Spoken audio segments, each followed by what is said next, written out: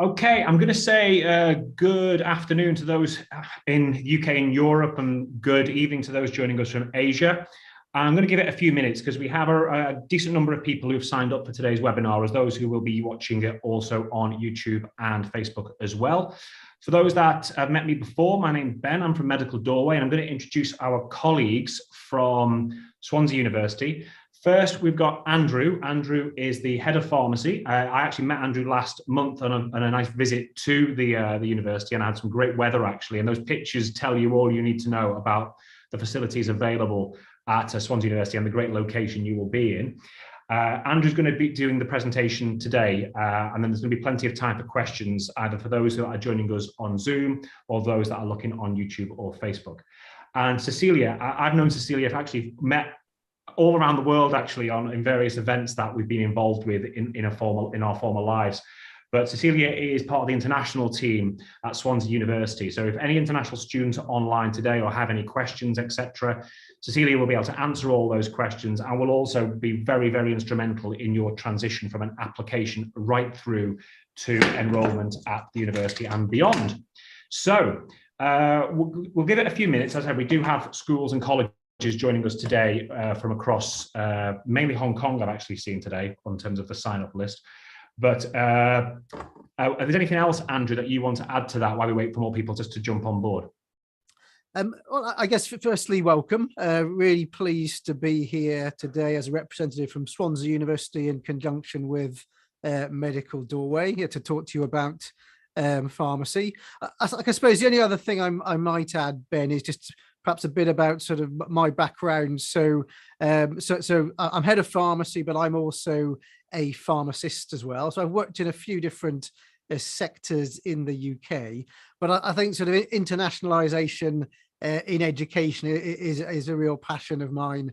I previously taught pharmacy in Southeast Asia as well, now back in the UK. So, I think anything that I can do today to enlighten you as sort of listeners about sort of pharmacy in a UK context, and how that might sort of work for you as someone considering maybe pharmacy in the UK, well, I'll certainly do my best.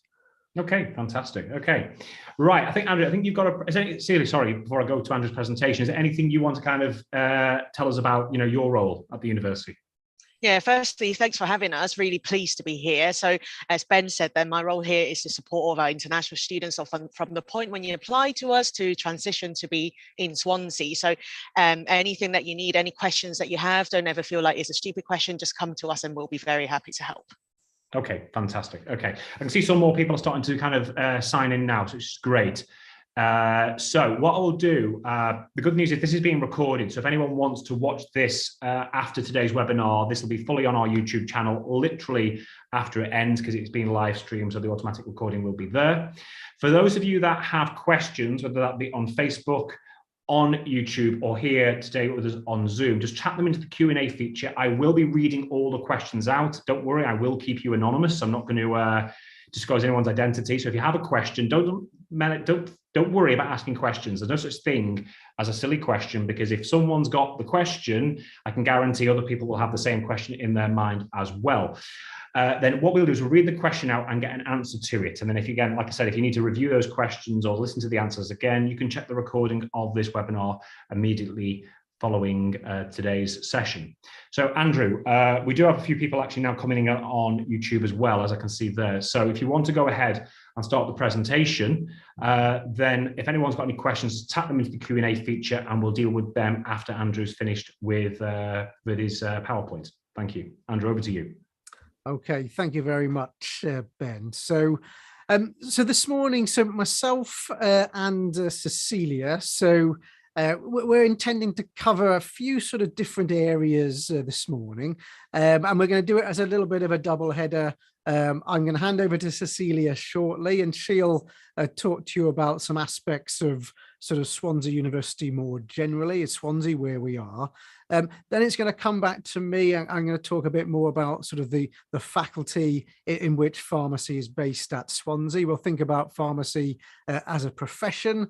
We'll also think about the pharmacy course. at Swansea and what you might need to do if you were looking to study pharmacy, either at Swansea or elsewhere in the United Kingdom. And then I will also later on hand back to Cecilia, who will touch upon some other aspects of things such as scholarships, funding, and the different sort of student support that we have in place as well. There will be lots of opportunities for you to ask questions and get them answered. So as Ben has said, feel free to type them into the various different chat functions on whatever way you're listening to this presentation, and we'll be able to respond to those questions as best we can. So I'm now going to hand back to Cecilia. Cecilia's our sort of internationalization lead for the faculty here. So over to you, Cecilia, to start things off. Thank you very much, Andrew. So I'm going to give you a bit of an overview of where we are, so you know sort of where we're located. So where is Swansea University? If you look at the map on the right side of the slide, and in the green part, we're right by the sea. So we're based in Southwest Wales. We are the second largest city in Wales, with the population of about 250,000 people. And we're on the edge of the Gower Peninsula, which is the first area of outstanding natural beauty in the UK. So we've got two seafront campuses. So when you're here with us, the medical school is based at the Singleton campus. So it's a stone throw away from the beach. Traveling from the various airports. So from London, we're looking at about 3 hours from London by train. And the closest airport to us is Cardiff, it's about 1 hour. And then if you're traveling to Manchester, for example, it's about 4 hours to Swansea. Next slide, please. So the city of Swansea, so you can see an aerial picture here on the screen of what Swansea looks like. We are the most welcoming, friendly and trustworthy city in the UK. And it's also the 6th safest. And also we've got a low living cost as well in Swansea. And there's recently been about £500 million of redevelopment in the city, including a Swansea.com stadium, which is a home of the Swansea City football team, if you're into your sports, and the Osprey rugby team. And most recently, we've also had the Swansea Arena open in the last month or so. There's been quite a lot of large acts, really popular music acts, comedy acts coming to Swansea City Centre as well. Next slide, please. And about Swansea University then. So we are a traditional university. We were founded in 1920. So we've recently celebrated our 100 years anniversary. I mentioned earlier, we've got two campuses. So you can see on the pictures here, the top left picture is the Singleton campus, which is where the medical school is based. And then the bottom left picture is our Bay campus, which is where our science and engineering management faculty are based. So we're about 1 mile from the city centre. So it's about 30 minutes walk from the city centre, 20 minutes on a bus, and you can also cycle through the seafront right to the campus as well. We have over 20,000 students, about 3,500 students are international. We've got over 3,000 staff, and we've got staff and students from over 130 different countries. So we're a very diverse university, and actually Swansea City itself is quite a diverse city as well. So you don't ever need to feel like you're being out of place, or that you don't mix in, because we've got a history of a lot of diverse country migrating to Swansea as well. And a bit about the facilities on Singleton Park campus then. So as you can see on the list, just some of the facilities that we have on the campus. So we've got canteens and coffee shop, we've got a bank, we've got a supermarket, we've even got a cinema and a theatre, we've got an Egypt Centre museum. And then just across the road from the Singleton campus, we've got the Wales National Pool and the sports facilities. So they are the world-class facilities. Full-size swimming pool. We've got a doctor surgery, dentist, student accommodation, library, and teaching facilities and labs. And actually, for those of you that are interested in the medical school and the courses that are within the medical school, we're also a stone throw away from one of the hospitals in Swansea called Singleton Hospital.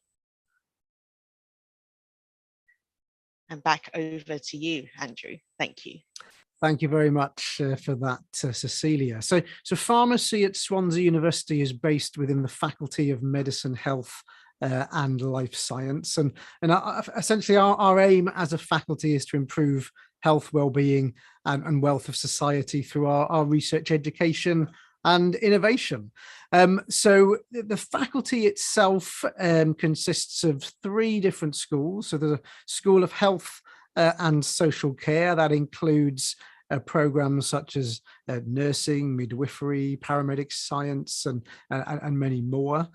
Pharmacy is based within the medical school at Swansea University, and also within the medical school there are a number of BSc science programs. We have our graduate entry medicine course and physician associate courses as well. And the 3rd school is the School of Psychology as well, also based within the faculty. So drawing together multiple disciplines from public and allied health, nursing, social care, psychology, medicine, pharmacy, and the life sciences as well. And wherever possible, our courses are accredited by the relevant UK professional bodies as well. So as a faculty, as a medical school and a university, we have a number of different accolades. I will highlight sort of some of them that we've got on here. One we're particularly proud of is first in the UK for medicine in the 2022 Complete University Guide. And yeah, all of these different accolades and rankings are great to see. I think one I would just really like to highlight to you as potential students is the one in the top left, which says TEF Gold. So the TEF, or Teaching Excellence Awards, they can be awarded at a bronze, silver or gold level. They're really key because that just looks at things such as metrics related to teaching, whether that's staff-student ratios, student feedback. So it doesn't look at some of the things like bringing in the research as well. So of course we're really good at research here as well, but the teaching I think is one thing which is really important to you as you look to find somewhere to study pharmacy or other health courses. There's lots more details on the different programs that we offer within the faculty on our Swansea our website. And of course, we can give you a lot more information on those other courses if you require. So please just contact us for more information if you need that. But what I'm going to focus on now is the pharmacy course that we offer here at Swansea University. So pharmacy in the UK is taught as a 4-year undergraduate program. It's a Master of Pharmacy or MPharm honours degree. They're referred to as integrated master's programs. It's a bit like an MEng might be an integrated master's in engineering. So that's the program that we offer here at Swansea. It's a program where there are no limits to the number of international students that we are able to take, unlike some of the other healthcare programs in the United Kingdom. We've got our tuition fees that we've listed there for the year 1 entry in September 2022. But as you'll hear a little bit later on, there are some scholarships and bursaries available which can reduce those fees. So thinking about sort of what pharmacists do, and I think, I'm really pleased that pharmacy is based within the medical school at Swansea, because within that medical school, we have a number of very science courses.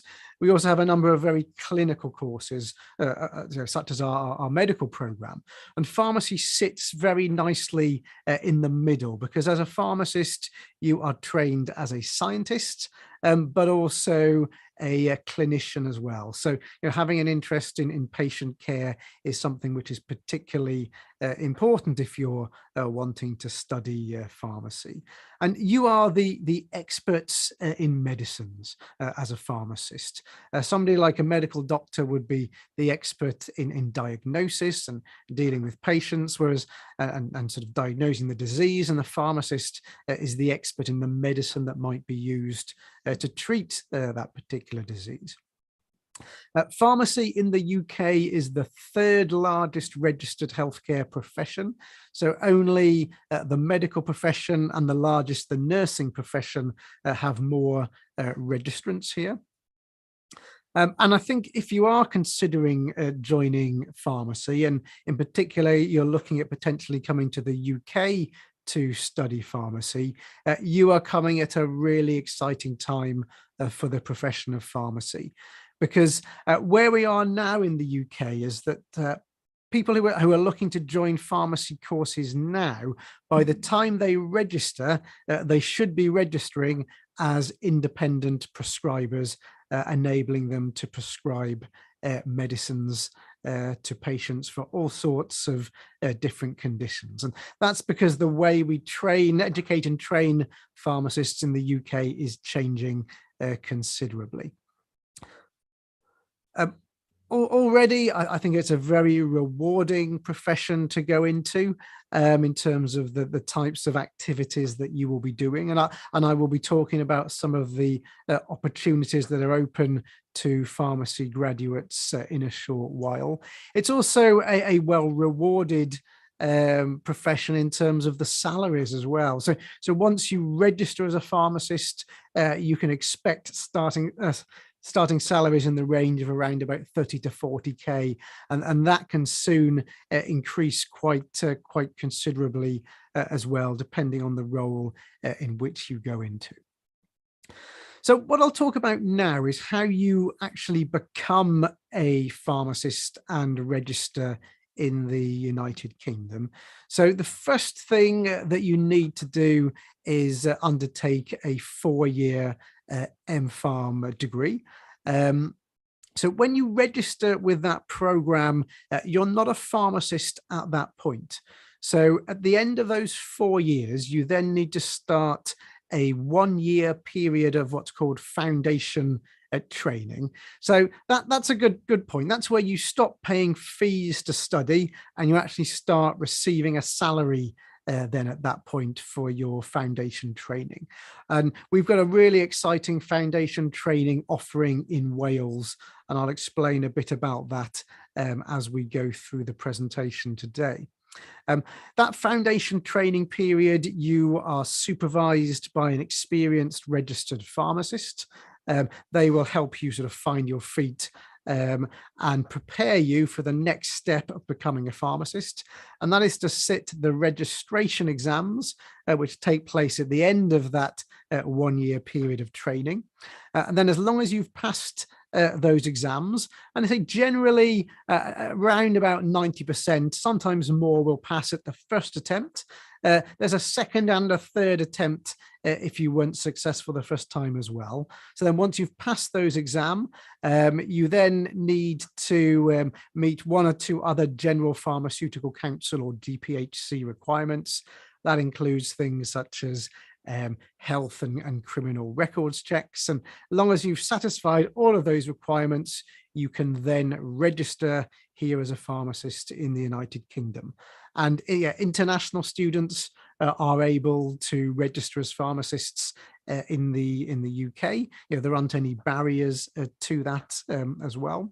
And because of the way that the UK currently has the post-study working visa, it means it's relatively straightforward for you to move straight from your undergraduate pharmacy training onto that foundation training, and then that first year as a registered pharmacist.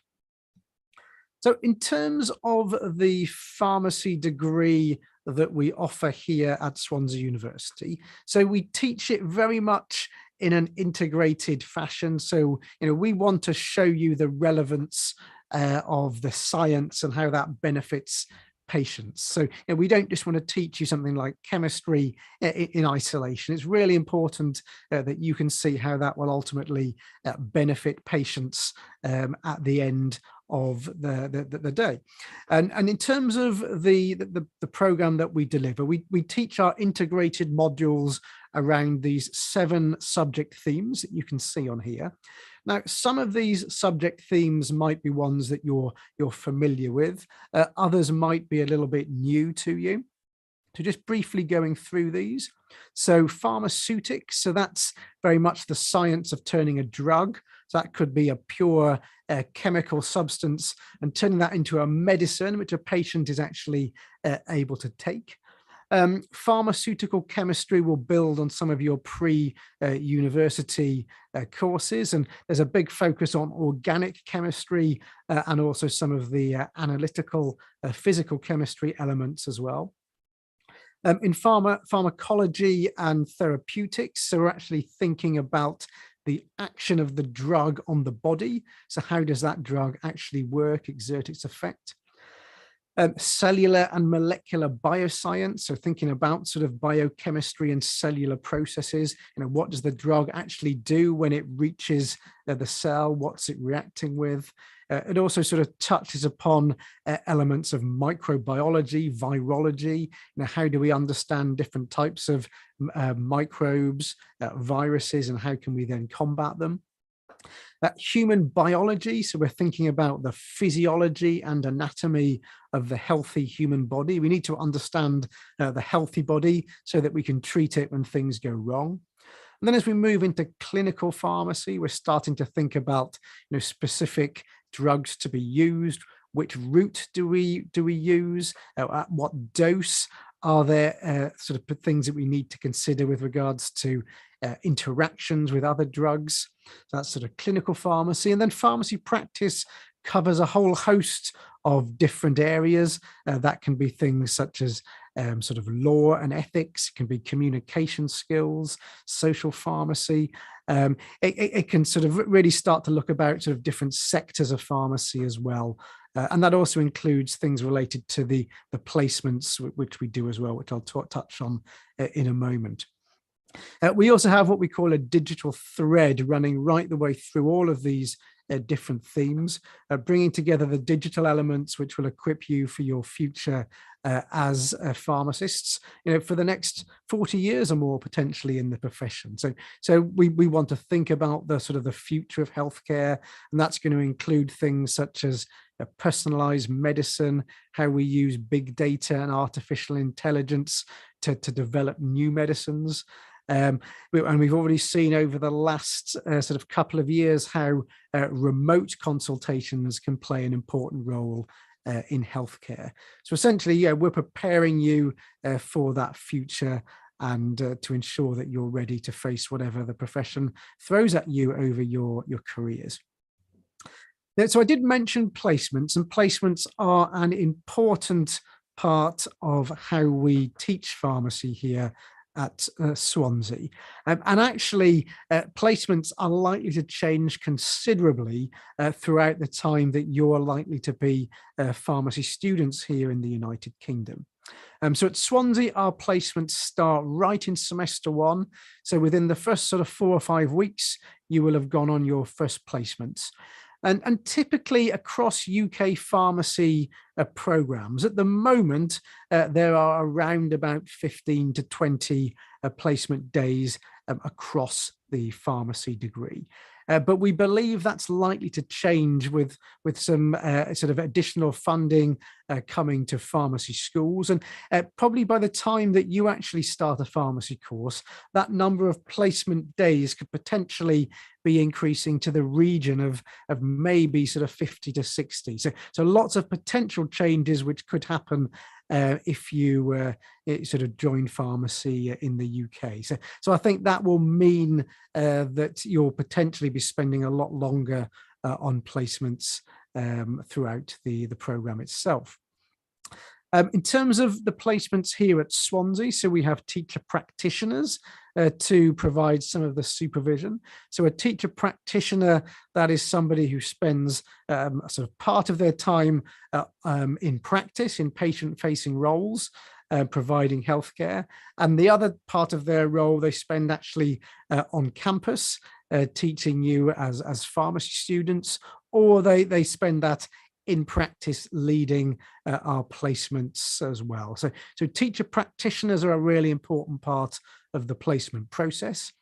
We also have a number of different placement partners where they have sort of dedicated supervisors to help support you on your placement itself. Those placements expand in length and complexity as we go through the course. There are also multi-sector or multi-organizational training. So I've highlighted here at the bottom hospital pharmacy, community pharmacy, and general practice pharmacy. And just in the first year, so all of our pharmacy students will have spent some time in hospital pharmacy, community pharmacy, and by the end of next week, in general practice as well. So in the United Kingdom, so now probably a majority of GP surgeries also employ practice pharmacists as well. And those practice pharmacists see patients in the same way that a GP might, and many of them are also prescribing medicines to patients as well.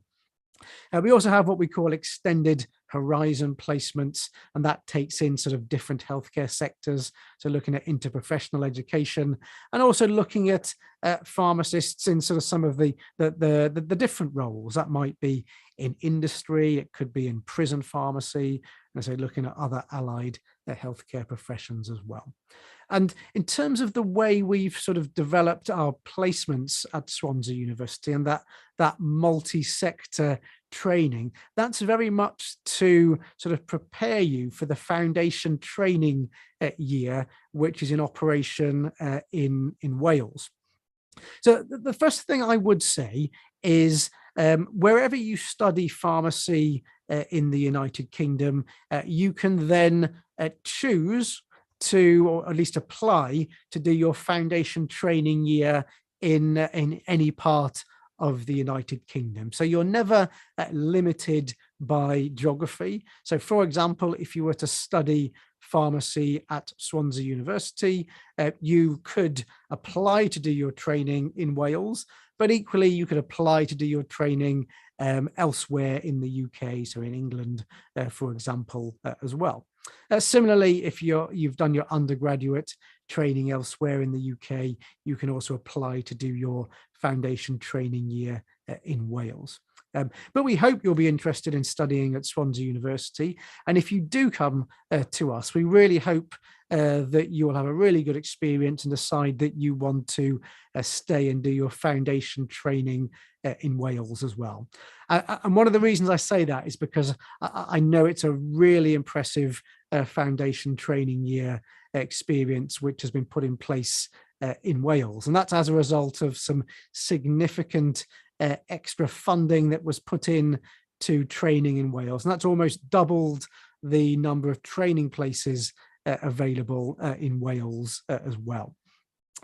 So those training placements are multi-sector, and that's really unusual. So in most parts of the UK, the training is typically in a single sector. So maybe in the hospital sector or in the community pharmacy sector.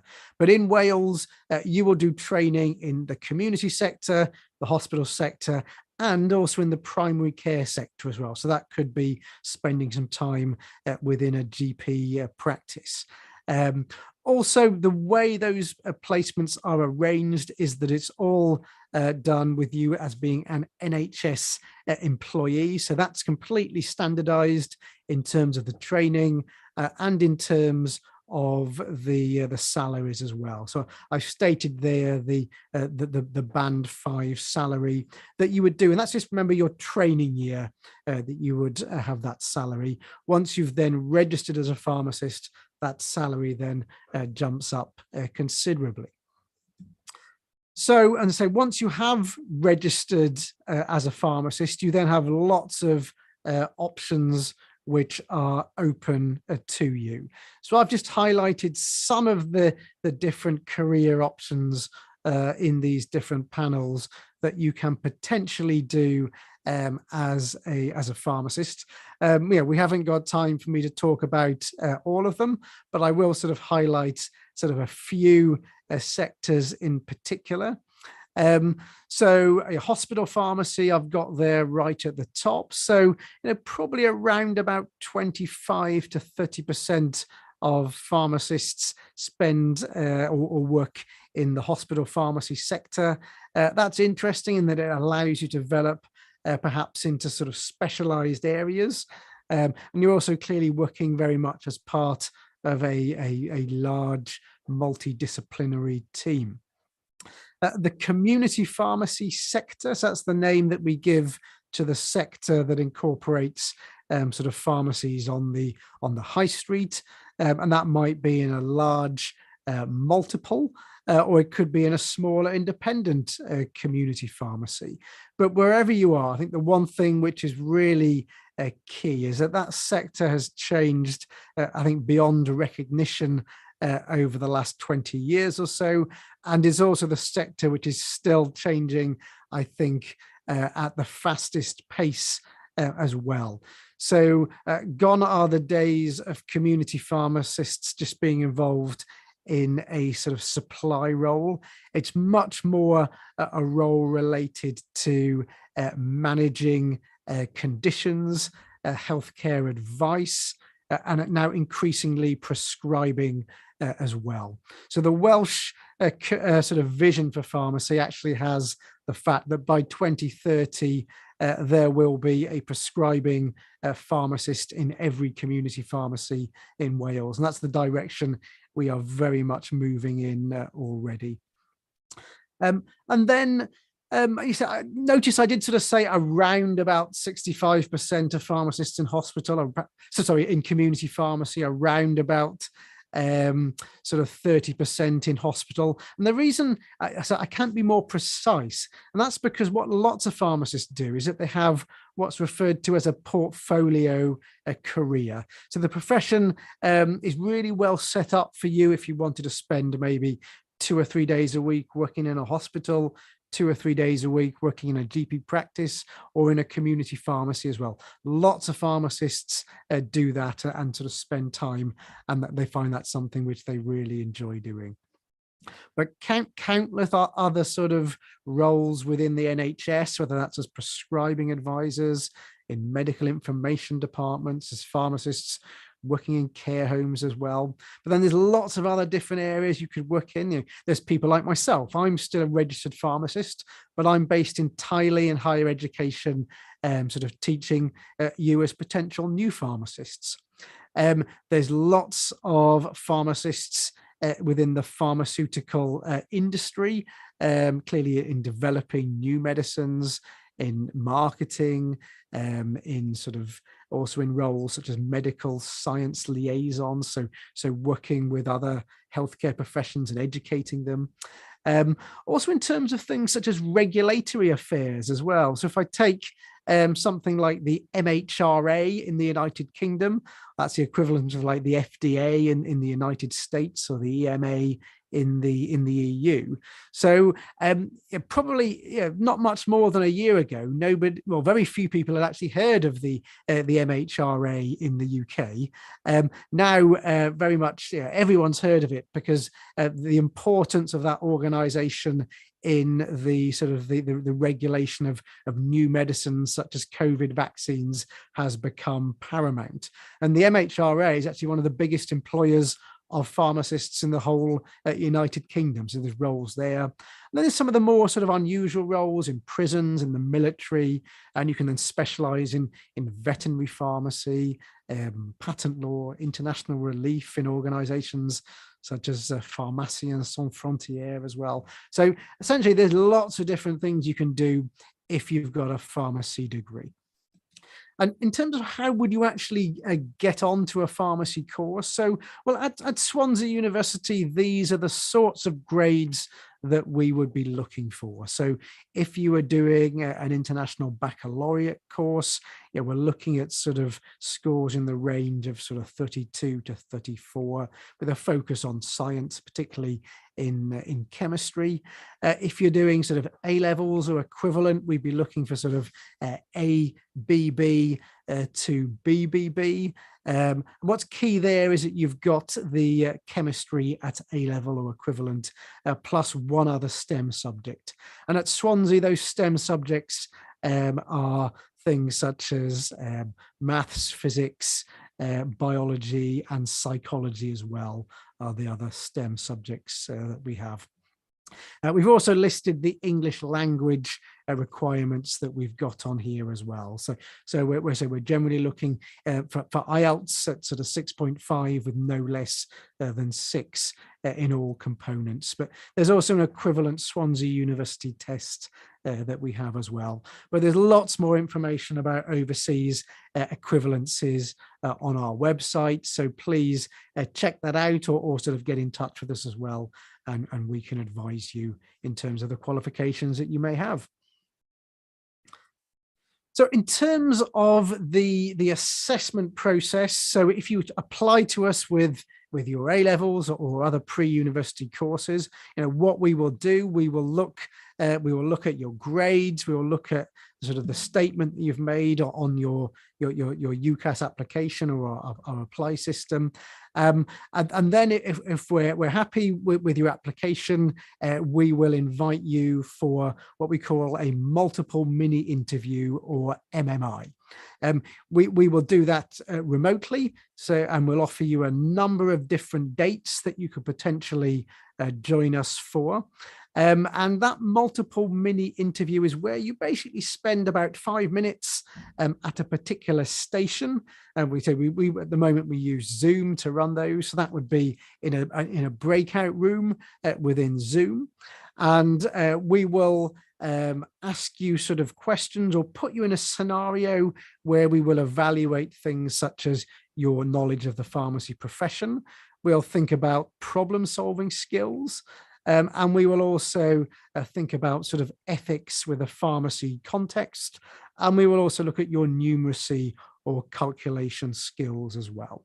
We also then bring everyone together for a team working exercise as well. Things like that sometimes sound a bit daunting, but what we actually find is students often get back in touch with us after the MMI interview process, and they even say that they actually really enjoyed doing that, and they really valued the chance to meet lots of the pharmacy lecturers. Because the way we run these MMIs, we will have one of our pharmacy lecturers leading each one of those 5 different stations. So you'll have the chance to meet 5 of your future lecturers as part of that application process. We also prepare you really well. So there's already lots of information that you can access on our website about MMIs. But if you actually are invited for an MMI, so I've got a sort of a 30-minute video, which we will send to you in advance. And that tells you lots of information about the MMI process at Swansea. So you're very well prepared before you tackle any of those. Just to sort of 1 or 2 other sort of things just to sort of finish up with. So as a healthcare course, so like all pharmacy courses in the UK and other healthcare courses, there are fitness to practice requirements as part of the interview and applications process. So you'll need to have what in the UK would be a disclosure and barring service check, or DBS check. You may have equivalent sort of things in your own home country. It might sometimes be called a certificate of good conduct. There's lots of different things. Again, if it's something you're not sure about, you can get in touch with us and we will be able to advise you. There's also an occupational health check as well, and that sort of looks at sort of things such as immunity, vaccinations that you may need to have as well. And ultimately, when you register as a pharmacist, those are things which the General Pharmaceutical Council will also look at as well. So, one of the things, and this is the last thing that I'm going to talk about before I hand back to Cecilia. One of the questions we often get asked is whether you are able to travel as part of your studies, and very much we do hope now, as maybe the COVID pandemic is possibly, I hope I don't speak too soon, diminishing, we will hopefully see a lot more of our students taking more travel as part of their studies. It's something that I very much encourage. We've got lots of different summer programs which are open to all students at Swansea University.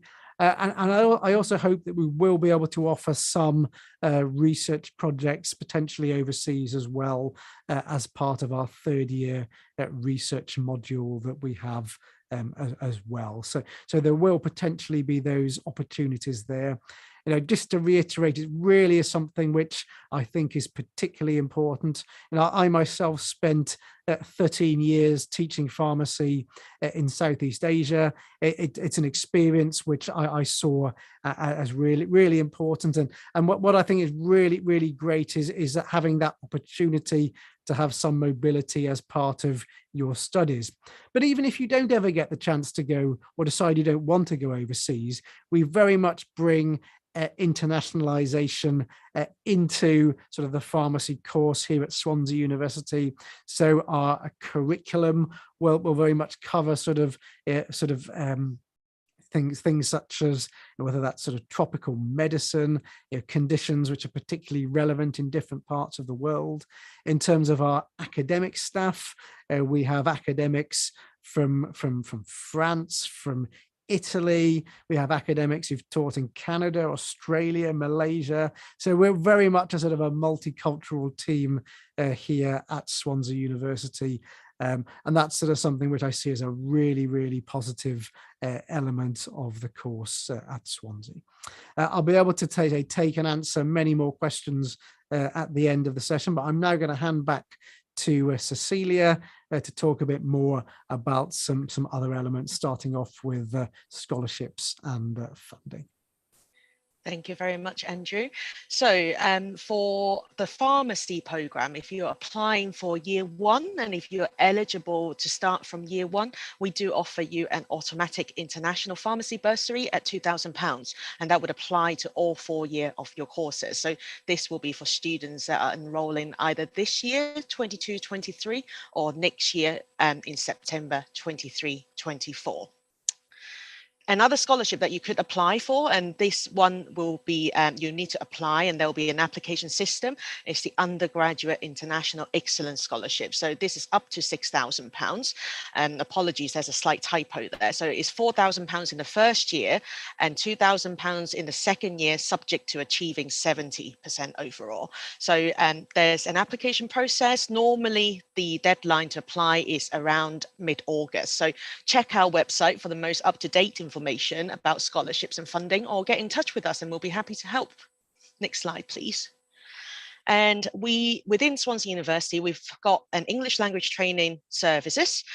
So in case for whatever reason you need additional classes, for example, to meet the IELTS requirements, or you just generally wanted to take classes for English, you've got the opportunity to do so within Swansea University. So the website's on there for you to see sort of a range of different English classes that you can take with us at Swansea. And as a student at Swansea, then you could also take the Swansea English test free of charge as an offer holder. So in case you do need to improve on your score, for example, you've got the opportunity to do that for free as an offer holder at Swansea University. Next slide, please.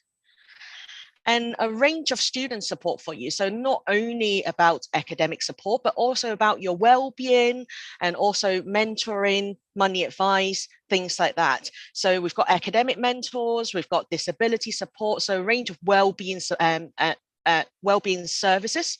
And then we've also got the International Development Office and also a team in international at Campus Life. And we've got qualified visa advisors there in case you need help with any of the processes there. We've got counseling advice. We've got an employability academy. So you have you have access to classes on how to write your CV, how to interview, how to present yourself with our qualified career advisors, and also career and jobs fairs. And then also you've got the Centre for Academic Success, which I'll go into a little bit more detail on now. Next slide, please. So for the Centre for Academic Success, as a student here at Swansea University, you have access to all of these classes free of charge. So you can improve on your essay writing skills, research, presentation, academic grammar, employability, things like that. So there's a range of classes that's available to you free of charge for you to improve academically and also your skills in employability as well. Next slide, please. And with regards to accommodation, so there are a range of different types of accommodation on the Singleton campus.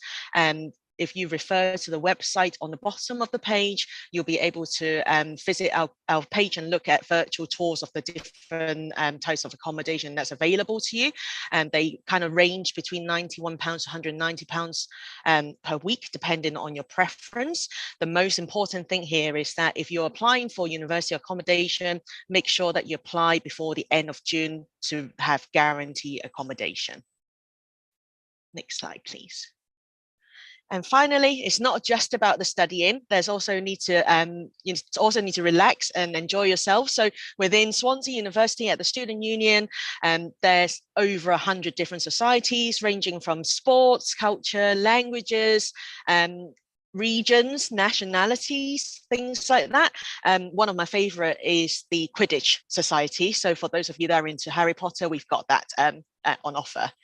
I've already talked a bit about where we are in terms of our location and how close we are to the city centre and also to the scenic location near Swansea as well. So you've got the best of both worlds here.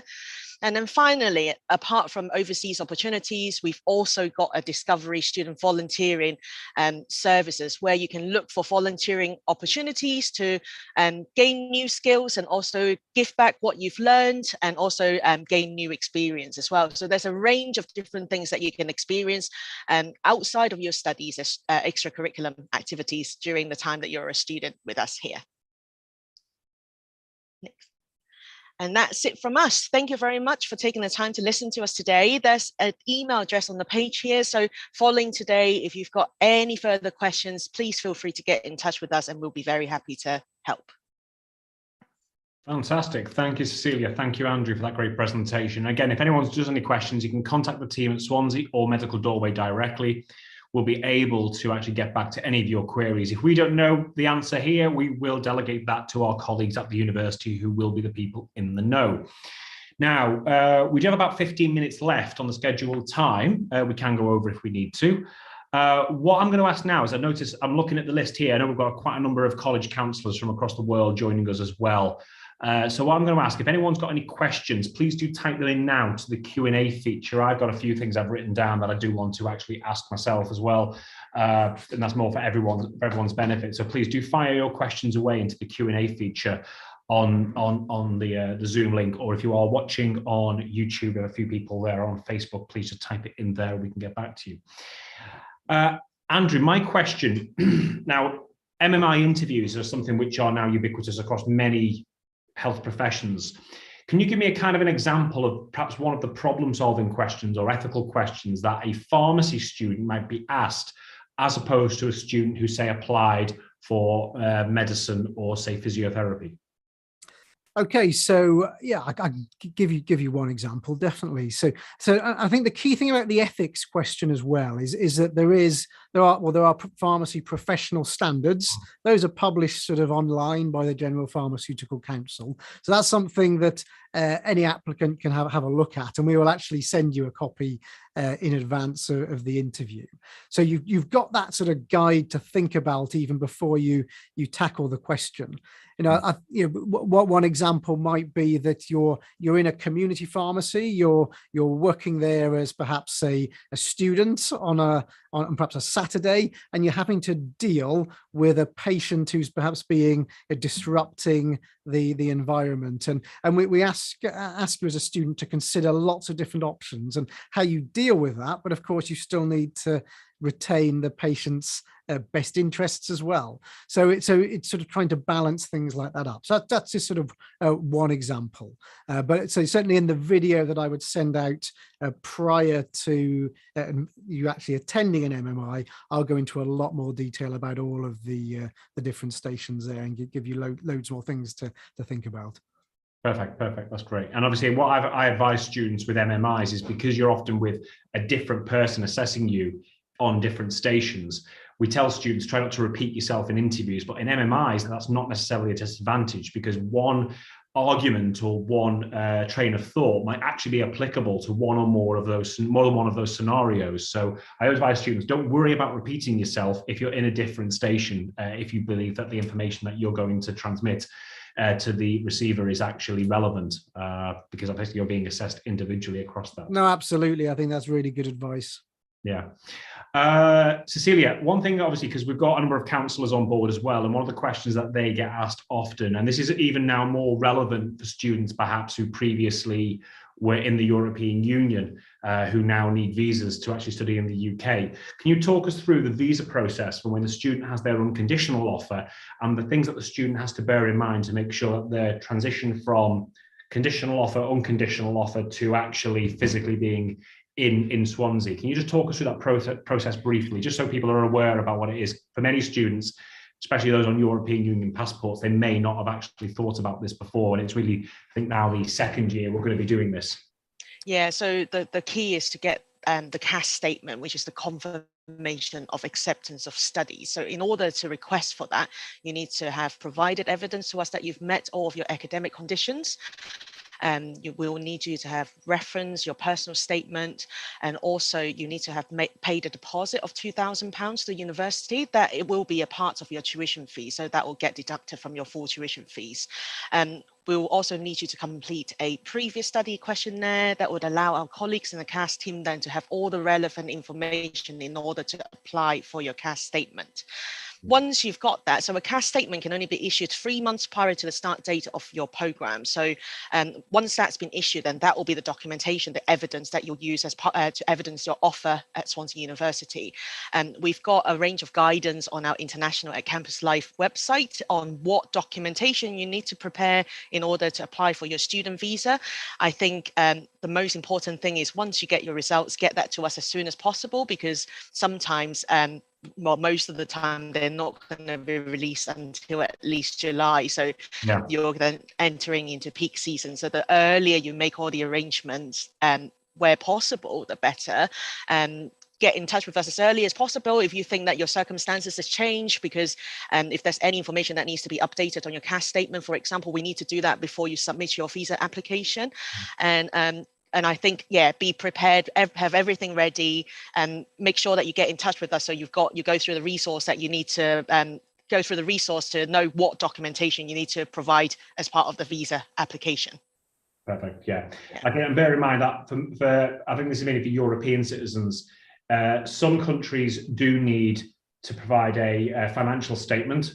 Other countries don't. In fact, all the European Union don't, which is quite nice because it's an easier transition than compared to some nations where you do need to prove your income. But then, yeah, as I said, once you've got that CAS statement, and the good news is that the £2,000 deposit shows on the CAS statement as well, which often the organisations responsible in various countries for issuing the student visa itself need to see that evidence before a visa would be issued. What about can we talk back I want to talk a little bit about the bursary, if that's okay, Cecilia, before we, I'm just giving some time for more people to ask any questions, but the bursary, so usually that's in the way of a tuition fee discount. Is that the case for these bursary and the scholarship systems you mentioned before?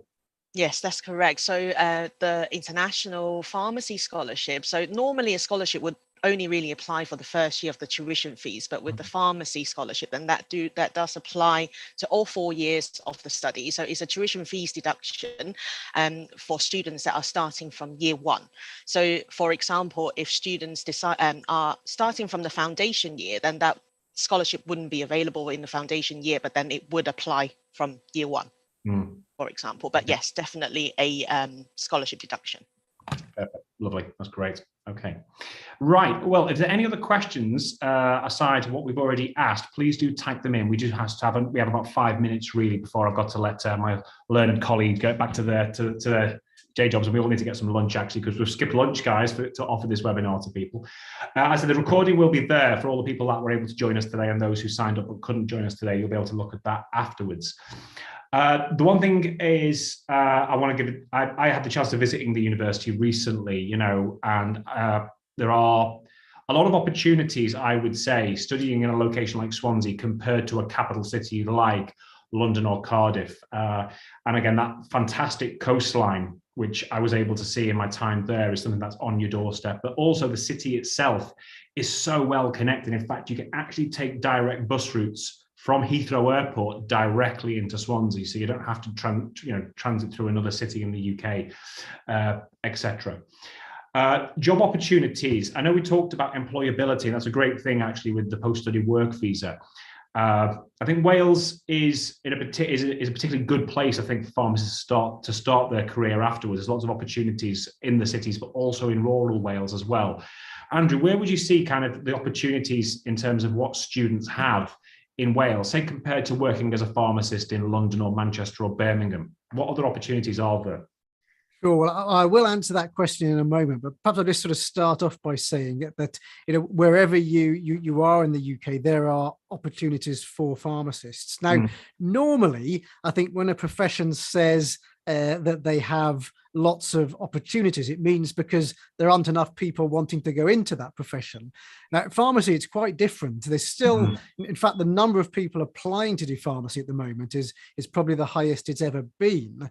But because of all of these new roles which are being created in GP practices, in health boards, it means that it's sort of creating so many new job opportunities that even with all of the increased number of applications, there's still some issues with workforce generally.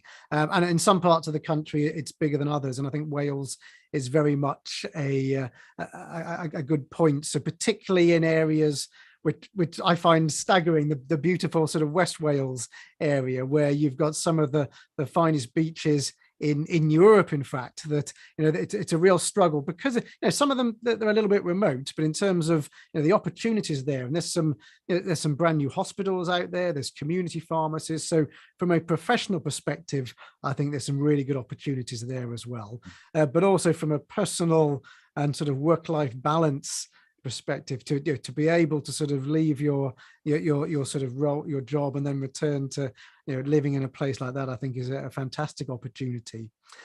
Pharmacy, at least elements of Italian food, actually, as I sampled when I was there recently as well. So definitely, yeah. I was just going to add as well, Ben. So pharmacy is now back on the UK shortage occupation list, which really I think does demonstrate the fact that if you are graduating as a pharmacist in the UK and registering here, I think there's a very good chance you'll also be able to find. There has been that move to take healthcare into primary care settings, and obviously pharmacists are at the forefront of that, because effectively you can walk into a pharmacy on any street and then access primary care on demand, really, compared to having to wait to see a GP as well.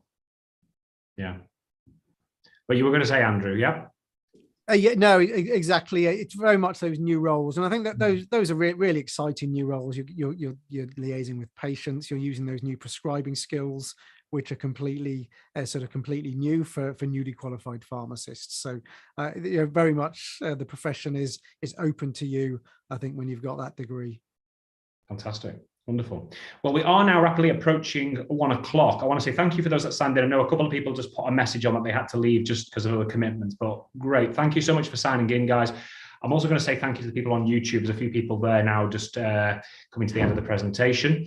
As I said, this will be on the recording straight away. We are going to share this with those who signed up today, as well as those who signed in to watch it live. I want to say a huge thank you to Andrew, a huge thank you to Cecilia and the other members of the team at Swansea University that I had the pleasure of meeting last month. And I'm looking forward to supporting as many students as possible enrolling on the pharmacy program and the other programs at Swansea University this year and in the years ahead. It's a fantastic campus. It's a fantastic location. You don't have to study in the likes of Manchester, London to get a fantastic student life and a fantastic educational qualification. And the facilities I saw at Swansea were second to none across the entire campus or campuses. I've not visited the Bay campus yet, but perhaps on my next visit, that will be something to do. So I want to say thank you to everyone. It's now 1 o'clock in the UK, so we're going to now take a break and have a nice evening if you're in Asia, or early morning if you've joined us from the US, etc. Until next time, I want to say thank you.